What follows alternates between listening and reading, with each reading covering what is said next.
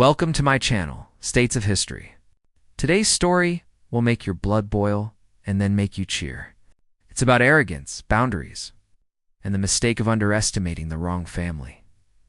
It all started on a quiet Saturday morning. The sun had barely risen over the suburban rooftops, and the world outside still carried that calm, sleepy silence before the chaos of the day began. Inside the Miller household, peace reigned until it didn't single quotes. Corin Henderson, president of the local HOA, was on the warpath again. To her, the neighborhood wasn't just a community, it was her personal kingdom. She made the rules, twisted them when she wanted, and treated anyone who questioned her as a rebel. And the Millers had become her new target. Why? Because 2 weeks ago, Anna Miller had dared to question a fine Karen slapped on her door. For having her garbage bin visible for 3 extra minutes after collection day, Anna had calmly explained she was recovering from surgery and couldn't drag the bin in sooner. Karen's reply was cold and sharp. Rules are rules. If you can't handle them, maybe this isn't the right neighborhood for you. Anna had smiled politely, but inside she knew this woman was looking for a fight that Saturday. Karen came prepared to start one. She marched up to the Miller house, HOA clipboard in hand, lips pressed thin, eyes filled with superiority. She'd brought something new this time, a shiny brass master key. Issued for HOA emergencies, Karen had convinced the board that every HOA property should have accessible entry, just in case of violations or safety concerns. But today wasn't about safety. It was about control. Anna was in the kitchen, brewing coffee. When she heard the metallic click of the front doorknob turning, she froze. Then came the sound again. Deliberate, insistent, her heart pounded. She called out, "Who's there?" From the other side of the door came Karen's familiar nasal tone. "HOA inspection, dear. Just need to check something quickly." Anna's blood ran cold. "You can't just enter my house, Karen." But Karen wasn't listening. She had already slid the key in. The lock turned. The door creaked open.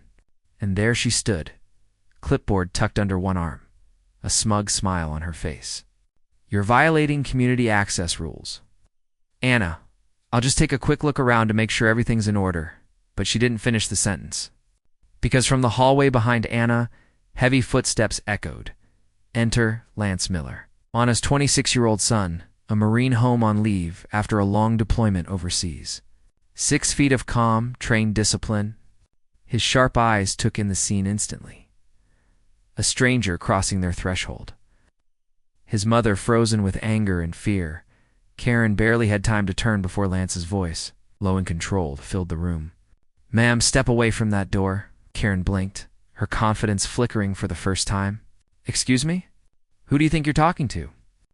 Lance took a slow step forward, his posture straight, his tone measured.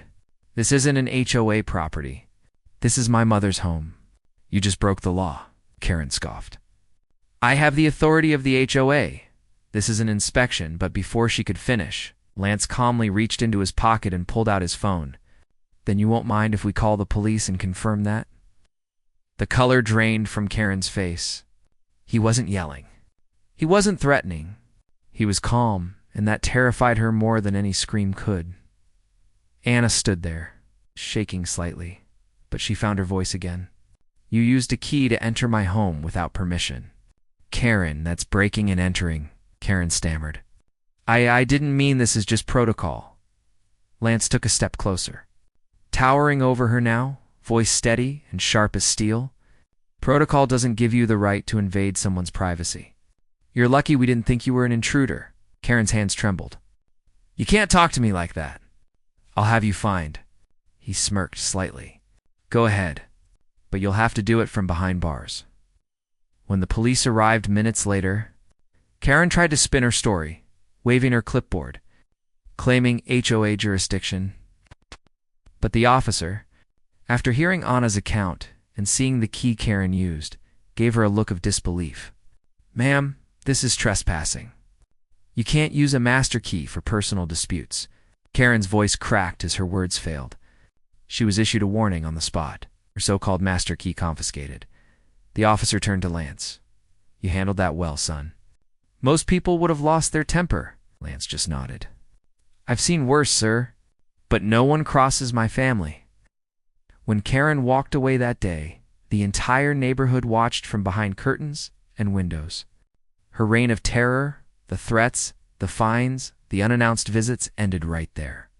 Word spread fast. Don't mess with the Millers.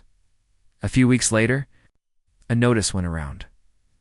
Karen had stepped down from her position as HOA president.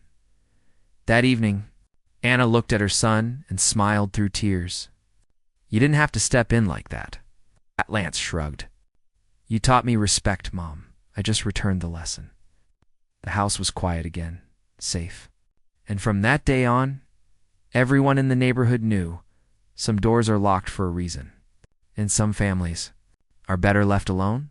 This was States of History, where stories of courage, justice, and poetic payback remind us respect is earned, not demanded.